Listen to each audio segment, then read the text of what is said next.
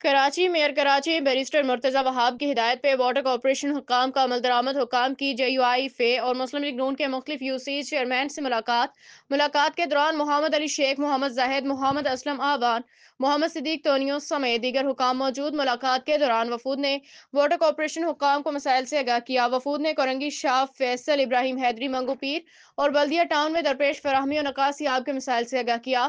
Water corporation حکام کے وفود کو تمام شکایات کے فوری حل کی دہانی، تمام مسائل ترجیحی بنیادوں پہ حل کیے جائیں گے۔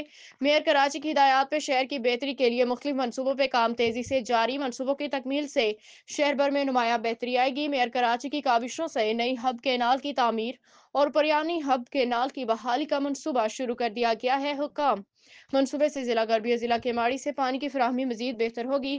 میئر کراچی کی ہدایت پہ ہب کینال منصوبے پہ کام تیزی سے جاری ہے۔